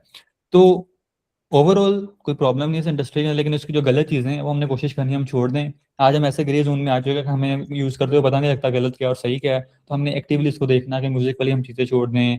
हम अगर टाइम वेस्ट हो रहा है उसको हमें भी आहिस्ता से कट डाउन कर दें, हम गुनाह का काम ना कर रहे हैं उसके अंदर। तो apart from that using this tool is fine, वो वाला एक पार्ट है। अच्छा, अब एक और इसमें आई थिंक मैंने पॉइंट ऐड करना था, मेरे माइंड से निकल गया है। वी कैन, ठीक है, maybe we can do that any other time, अभी मुझे याद नहीं आता मैंने क्या चीज़ डिस्कस करनी थी इसके ऊपर, वो वाला पार्ट है। तो वी विल कंक्लूड दैट, क्योंकि काफ़ी टाइम ले लिया इस टॉपिक ने। तो हमने कोशिश ये करनी है कि अपने हर फ्रेमवर्क में, हर लाइफ के हर कॉन्टेक्स्ट के अंदर वी शुड ट्राई टू सी कि इसमें मकरूह चीज़ें कौन सी, इसमें हराम कौन सी, हराम को हम छोड़ दें, मकरूह को छोड़ना इज़ बेटर। करोगे तो मसला नहीं है, गुनाह नहीं होगा, लेकिन डिसलाइक क्या तो उसको भी छोड़ना पड़ता। तो ये दो चीज़ें हमने छोड़नी है और अपनी हर चीज़ को रिवॉर्ड की तरफ लेके आना है। अब the last thing is that कि ये क्वेश्चन मुझे बहुत हेल्प करता है। मैंने एक स्कॉलर की ये सुना था उनके एक टॉक के अंदर, तो that helps me a lot, कि किसी भी चीज़ को आप मैप कर लो कि क्या आप अल्लाह ताला के नबी को प्रेजेंट कर पाओगे, या आप अल्लाह ताला के नबी आपके साथ हो तो आप ये काम करोगे या नहीं। फॉर एग्जाम्पल, इंस्टाग्राम मैं यूज़ कर रहा हूँ और मैं रील्स देख रहा हूँ बैठ के, या मैं टिकटॉक टिकटॉक तो खैर बहुत ही नेक्स्ट लेवल की चीज़ है, वो तो मैं कहूँगा कि उसका तो कोई न्यूट्रल यूज़ है ही नहीं, करनी भी नहीं चाहिए। फेसबुक में यूज़ कर रहा हूँ, उस पर रील्स आ रहे हैं, यूट्यूब में शॉर्ट्स देख रहा हूँ, तो अब वो न्यूट्रल है या नहीं, you should answer your self with that question, कि क्या आप जो कंटेंट डेली देख रही हो आपकी फीड पे आ रहा है, अगर आपके साथ अल्लाह ताला के नबी बैठे हों, would you like to watch that? If you would like to watch that, it's fine. If it's no, then you have to take a decision. अगर तो मैं कंटेंट देख रहा हूँ, मेरे पास कुछ अच्छी रील्स आ रही हैं, मे भी कुछ कुरान भी आ रहा है, कुछ रिमाइंडर्स आ रहे हैं, कुछ चीज़ें, और अल्लाह ताला के नबी मेरे साथ बैठे हुए हैं, there is no problem in that, it's fine. लेकिन अगर मेरे सारी फीड के अंदर ही म्यूज़िक है, अपोजिट जेंडर्स हैं, फीमेल्स हैं, talking from the perspective of male, immodest reels आ रही हैं, एक्सपोज किया जा रहा है, एक यूट्यूबर दूसरे को एक्सपोज कर रहा है, दूसरा उसको कर रहा है, गालम गलोच हो रही है, अगर तो ऐसा कंटेंट आ रहा है और आप कह रहे हैं कि यार बस मैं एंटरटेनमेंट के लिए देख रहा हूँ, तो would you like to watch that अगर अल्लाह ताला के नबी आपके साथ होते? या would you like to watch that कि आप एक कमरे में अकेले बैठे वो कंटेंट देख रहे हैं और मे भी उसी वक्त पर्दा खोलिए और फरिश्ते आपको लेने के लिए आ जाएं? Would you be comfortable in that? तो हमने इन चीज़ों का कोई रैशनल आंसर नहीं होता, इन चीज़ों को अपनी इसी तरह एड्रेस करना होता है। If you got upset with that question, it's mean you are doing something wrong, और हमने अपने आप को फिक्स करना है उस कॉन्टेक्स्ट के अंदर। तो that's one thing you can answer your self, कि मेरा जो यूजेज है सोशल मीडिया का, कि अल्लाह ताला के नबी के साथ मैं वो करना पसंद करूँगा, अगर वो नहीं करना पसंद करेंगे तो it's mean there are problems, और आपने प्रॉब्लम खुद ही आइडेंटिफाई करनी है, उसको फिक्स करना है। क्योंकि अल्लाह ताला खुद ही फरमाते हैं कि इन्ना सम्मा वल बसर वल फुआदा उलाइका काना कुल्लु उलाइका काना अन्हु मसऊला, कि क़यामत वाले दिन हर एक अज़ा से पूछगछ होगी और हर एक अज़ा गवाही देगा। आपके कान, आपके आँख, आपकी नाक, हर एक चीज़ से पूछगछ होगी कि इस शख्स ने तुझे कैसे यूज़ किया। आंखों से पूछोगी कि भाई इसको तूने कैसे यूज करो, आंखें गवाही देंगी कि इसने मेरा इस्तेमाल करते हुए गलत चीजें देखी। पाँव गवाही देंगे कि इसने मेरा इस्तेमाल करते हुए गुनाहों के कामों की तरफ चल कर गया। तो हमने इस चीज से खुद को सेव करना है, ये वाला पार्ट है। एक और लास्ट पॉइंट है, वो ये था कि सम टाइम हराम चीजें होती हैं वो परमिसिबल कर दी जाती हैं टेम्परेरीली, नेसेसरी अगर हो। मतलब अल्लाह ताला की सूअर सूअर पोर्क हराम है, लेकिन अल्लाह ताला फरमाते हैं कुरान में कि अगर तुम्हें मरने का अंदेशा है, मरने का खदशा है, तो सरवाइव करने के लिए तुम थोड़ा सा वो हराम खा सकते हो, लेकिन इंजॉय करने के लिए नहीं।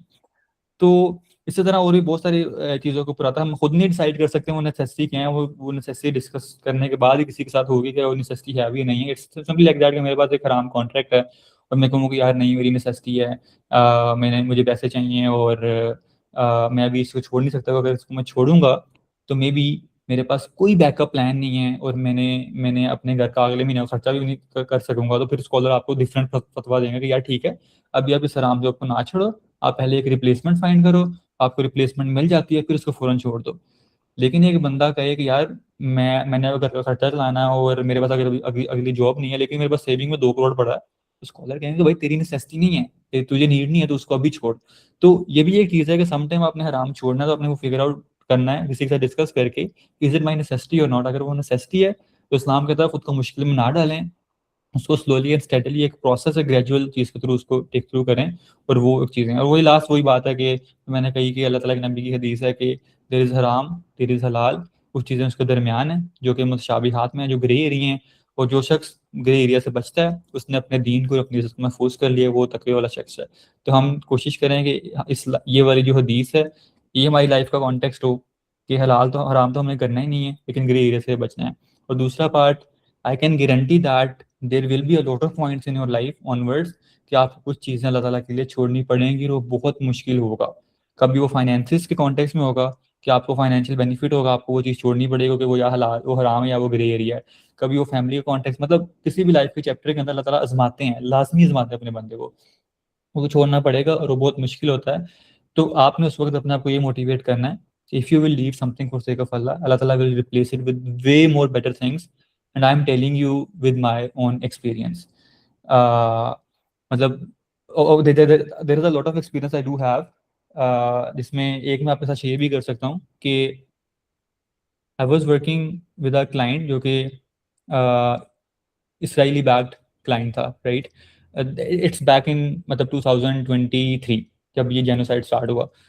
और उस वक्त that client is giving me a major portion of my income. अब मुझे ज़रूरत नहीं थी, मतलब मेरे पास उस वक्त काम करना मेरी नेसेसिटी नहीं थी। अगर मैं उसको छोड़ भी दूंगा तो मेरा फाइनेंशियल चल जाने थे। लेकिन डेफिनेटली जब आपको इतने पैसे आ रहे हैं तो फिर आपके पास गोल भी होते हैं कि यार ठीक है अभी यदि पैसे इतने आ रहे हैं, 6 महीने बाद ये वाली मेरी फलानी गाड़ी अपग्रेड हो जाएगी, ये फलाना गोल पूरा हो जाएगा। तो वहाँ पे वो मुश्किल होती है। I took that difficult decision, I left that opportunity. और आप बहुत उस वक्त मतलब डिप्रेशन में भी होते हो कि यार फाइनेंशियल लॉस हो गया, ये हो गया वो हो गया। लेकिन after 3 years I can tell you that by experience कि जितना मुझे उससे फाइनेंशियल बेनिफिट होना था, उससे मे बी कोई 3 से 4 गुना ज़्यादा अल्लाह ताला ने मुझे उससे बाद दिया after a year from multiple other unimagined opportunity, जो कि मैं इमेजिन कर भी नहीं सकता था, वैसे ऐसे दरवाजे ओपन हो गए। ये एक एग्जांपल है। इस तरह मल्टीपल और कॉन्टेक्स्ट के अंदर भी एग्जांपल्स हैं।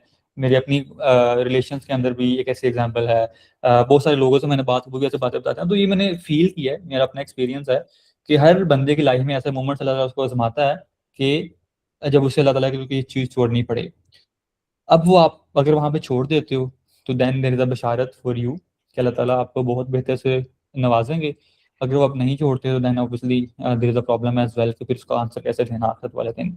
तो दैट्स प्रीटी मच। अच्छा, इसमें हम एक और भी चीज़ रहती है जो हमने करनी थी कि डिसीजन ट्री यही होता है कि आपने पहले वो देखना है कि अगर आपने किसी चीज़ को इवेल्युएट करना है कि क्या वो चीज़ हलाल है हराम है, किस कैटेगरी के अंदर है, you should first of all see that bye Quran और सुन्ना। अगर वो कुरान और सुन्ना से चीज़ आ रही है तो इट्स अगर तो वो हराम है तो वो टोटली वहाँ पे छोड़ देनी है।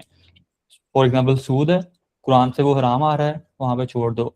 बॉयफ्रेंड गर्लफ्रेंड कल्चर का फिजिकल इंटरेक्शन है, वो सुन्नत से अहादीस से हराम आ रहा है, उसको वहीं पे छोड़ दो। अगर वो चीज़ यहाँ से साबित नहीं हो रही, फॉर एग्जाम्पल ड्रॉप शिपिंग है, तो ड्रॉप शिपिंग कुरान और सुन्नत में नहीं आ रही। अब देखना है कि उस पर स्कॉलर्स का कंसेंसस क्या है, इजमा जो हमने फिक के अंदर डिस्कस किया था उस सेशन के अंदर, उसका उनका कंसेंसस क्या है। अगर वो इनको हराम कह रहे हैं वहाँ पे छोड़ देना है, अगर वो हलाल कह रहे हैं इट्स फाइन। ड्रॉपशिपिंग अगर वो स्कॉलर्स कह रहे हैं कि यार ठीक इनका इसका मॉडल खराब है, उसको वहाँ पे छोड़ देना है। उसके बाद अगर स्कॉलर्स के अंदर भी कॉन्फ्लिक्ट है, स्कॉलर डिवाइडेड है, फिर वहां पे आता है कि आप किस फिक को फॉलो करते हो, उस फिक को आप पकड़ें, उसको लेके चलें एंड रिस्पेक्ट द अदर्स। अब इस सारे कॉन्टेक्स्ट के अंदर when you will be doing that you have to GPT करें, रिसर्च करें, क्लॉड करें, लेकिन एक क्वालिफाइड एक्सपर्ट से कंसल्टेशन लाजमी लें। वो स्कॉलर हो सकता है, वो आपका कोई बड़ा हो सकता है, वो आपके कोई सर्कल के अंदर हो सकता है कि आपको लगता हो कि यार ये बंदा मेरी बेहतर इस मामले को समझ सकता है, उसको मैं उससे पूछ सकता हूँ, वो हो सकता है, उससे उसको लें, वो आपकी चीज़ों को अंडरस्टैंड करके वो आपको बेहतर गाइड कर सकेगा। क्योंकि इन टूल्स का एक ये भी नुकसान है कि आप इनको जैसे आप पूछते हो, ये आपको खुश करने के लिए आपको आंसर देते हैं। I can literally right now can present कि यार मैं इस सेक्टर के अंदर काम करता हूँ, बाय सेक्टर लेट से वो इंश्योरेंस का होगा, लेकिन जीपीटी कहेगा कि यार वो हलाल है क्योंकि उसने मुझे खुश करना है। लेकिन जीपीटी को अगर मैं थोड़ा सा ट्वीक करके प्रॉम्प्ट दूंगा, वो कहेगा कि नहीं हराम है। तो it this tool are design to make you happy. ये भी इससे आप फतवा नहीं ले सकते, आपने कभी लेना भी नहीं है, तो आपने एक एक्सपर्ट बंदे से पूछना है। और उसके बाद अगर आप इन सब प्रोसेस को फॉलो करने के बाद इफ़ यू आर क्लियर ये चीज़ मैंने छोड़, it's fine to keep doing that. अगर वो चीज़ आपने छोड़नी है, करनी है, फिर उसका ग्रेजुअल प्रोसेस देखें, वो चीज़ कैसे छोड़नी है, अपने आप को मोटिवेट करें, और अल्लाह ताला उसमें इंशाल्लाह आपकी हेल्प करेगा। और ये भी एक बड़ी इंटरेस्टिंग आयत है कि जो अल्लाह ताला से डरे, अल्लाह ताला उसके लिए ऐसे रास्ते बना देता है जहाँ से वो इमेजिन भी नहीं करता, और ऐसी ऐसी जगह उसको रिस्क आता है जहाँ से उसका गुमान भी ना हो। आप बहुत सारे लोगों से ये आयत सुनेंगे जिन्होंने ये प्रैक्टिकली, जिन पे ये इफेक्ट भी हुआ है। तो बाकी इट्स ऑल अबाउट लाइफ, चीज़ें आती रहेंगी, इस फ्रेमवर्क के अंदर वो फॉल करती रहेंगी। हमने बस ये कोशिश करनी है कि हम इन दोनों के अंदर फॉल ना करें, हमारी लाइफ की हर चीज़ इन तीन के अंदर फॉल कर रही हो। और जो मवा कैटेगरीज हैं, जो बेसिक हमारी लाइफ का 80% है, उसको भी हम किसी ना किसी तरह नीयत रीट्वीक करके इसके अंदर ले आएँ, तो our all life will be, जो हमने सबसे पहले आज डिस्कस की थी कि अल्लाह ताला को सामने सरेंडर कर देना।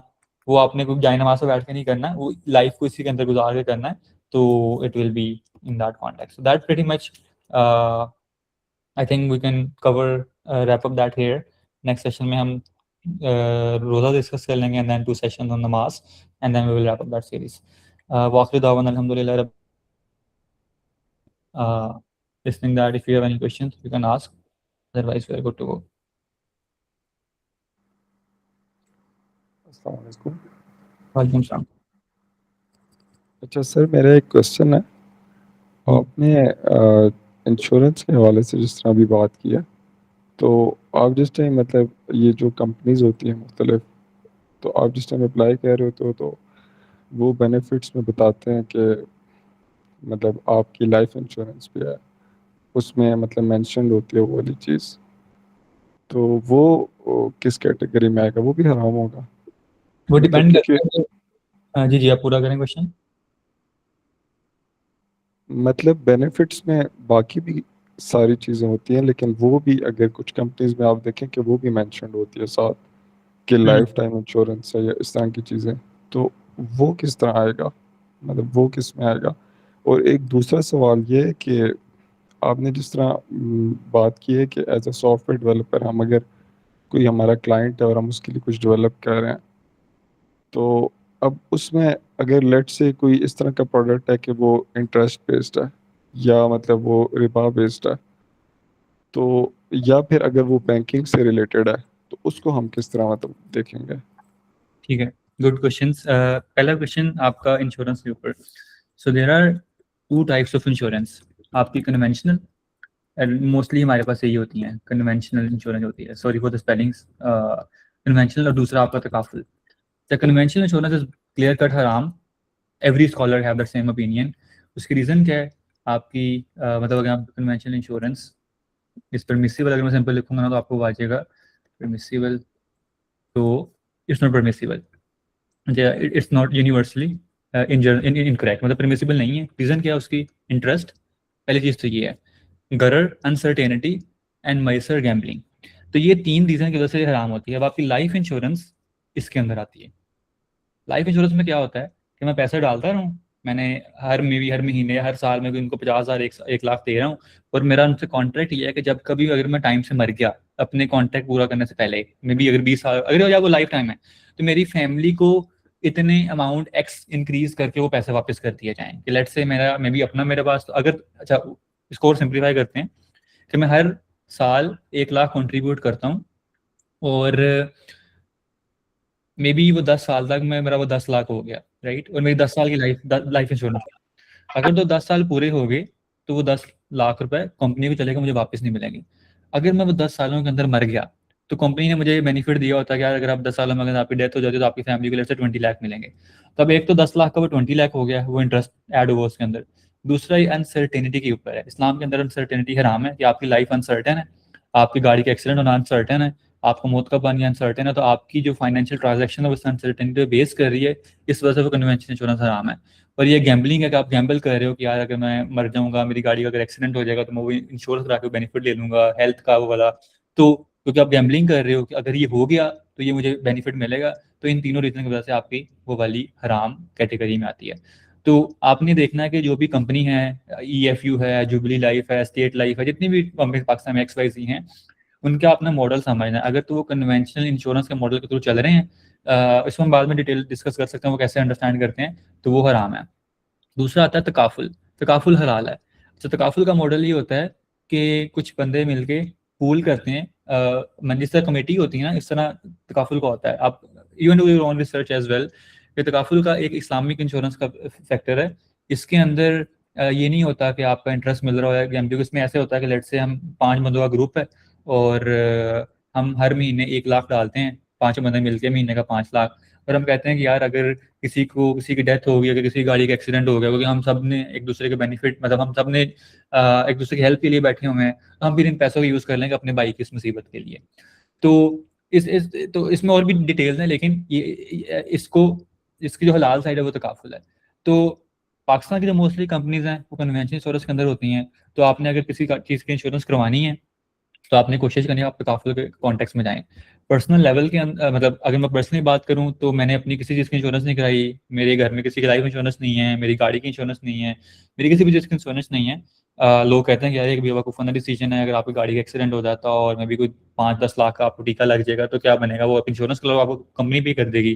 तो मैं करवा सकता हूँ, लेकिन तकाफुल करवा सकते हो आप, कन्वेंशनल नहीं आपने करवानी। तो पहला का क्वेश्चन का आंसर ये, I hope I was able to answer that, you can ask अगर इसमें फर्दर क्वेश्चन है। दूसरा क्वेश्चन इंटरेस्ट के फैक्टर के ऊपर। अच्छा, आपने वो वेरीफाई करना है कि आप कितना कंट्रीब्यूट कर रहे हो। लेट्स से आपने पूछा कि अगर वो इंटरेस्ट में डील कर रही है, तो इंटरेस्ट में वो क्या डील कर रही है। एक तो मैं सॉफ्टवेयर डेवलप कर रहा हूँ मार्केटिंग का, और वो मार्केटिंग कंपनी हेल्प करती है इंश्योरेंस कंपनीज को, राइट। कि इंश्योरेंस कंपनी को इटसेल्फ आराम है, इन सारा का सारा इंटरेस्ट बेस है, गरर बेस है, और मेरी प्रोडक्ट इन कंपनीज को हेल्प करती है इनकी मार्केटिंग के लिए, इनको लीड्स लाने के लिए, इनको कस्टमर लाने के लिए। तो मैं इनका कोई बिजनेस ग्रो कर रहा हूँ तो मेरी जॉब हराम है। तो ये वाला एक पार्ट है। या लेट्स से मैं बैंकिंग के अंदर जो सेविंग अकाउंट्स का सेक्टर है, उसके उसकी मैं कोई सॉफ्टवेयर उसके लिए डेवलप कर रहा हूँ, तो वो हराम है। दूसरा आपका आ जाता है कि आप ऐसी कंपनी के लिए सॉफ्टवेयर बना रहे हैं कि कुछ ना कुछ इंटरेस्ट इन्वॉल्व है, लेकिन उस कंपनी का मेन बिजनेस इंटरेस्ट नहीं है, राइट। फॉर एग्जाम्पल, मैं सॉफ्टवेयर डेवलप कर रहा हूँ डीलरशिप इंडस्ट्री के लिए, ये वाला लेट्स से कारजोमो के नाम से। अब कारजोमो एक डीलरशिप बिजनेस है। अब डीलरशिप बिजनेस के अंदर देर इज अ स्मॉल चंक कि जब मैं गाड़ी को बाय करूं, तो उस गाड़ी को बाय करने के लिए मैं, इसमें तो आई थिंक वो नहीं है वो चीज़, वो मुझे उस प्लेटफॉर्म का भी नाम याद नहीं आ रहा। तो यहाँ पे वो आ रहा होता है छोटा सा सेक्शन कि यार अगर आपने फाइनेंसिंग करनी है तो आप इतने पैसों में फाइनेंसिंग कर लो, और इतनी आपको पेमेंट देनी पड़ेगी, उसमें थोड़ा सा इंटरेस्ट वाला होता है। अब वो मेरा एक छोटा सा फीचर है, इसकी पेमेंट्स कैलकुलेट करने का एक छोटा सा टूल आप कह लो, एक छोटा सा मॉड्यूल कह लो, पेमेंट कैसे कैलकुलेट होगी, कितना इंटरेस्ट लगेगा, कितना ARV, सारा कुछ होगा। लेकिन ना ही मेरा वो वाला टूल या फीचर इस कंपनी को हेल्प कर रहा है कस्टमर लाने में, ना ही इस कंपनी का अपना बिजनेस मॉडल इंटरेस्ट वाला है, तो वो मेरी जॉब हलाल होगी। तो हमने खुद वेरीफाई करना है कि जिस इंटरेस्ट सेक्टर के अंदर या किसी भी हम कैटेगरी के अंदर जॉब कर रहे हैं, वो डायरेक्टली कितना हेल्प कर रही है गुनाह के कामों में और ट्रांसग्रेशन के कामों को प्रमोट करने में। अगर वो जेन्युइन कॉन्टेक्स्ट में हेल्प कर रही है तो वो जॉब हराम है। अगर वो नहीं कर रही तो या वो ग्रे जोन में आएगी या वो हलाल कैटेगरी में आएगी। तो वो आप उसको फिर, वो तभी आपको अंडरस्टैंड कर पाएंगे जब आप सारी उसके हर एंगल से उसको अंडरस्टैंड करोगे, उसको मैप करोगे, मार्केट रीजन के साथ किसी से कंसल्टेशन लोगे, तो वो चीज़ पे क्लैरिफाई हो जाएगी। लेकिन ये उसका एक ब्रीफ आंसर था। ठीक है सर, थैंक यू। ठीक है, any other question on that?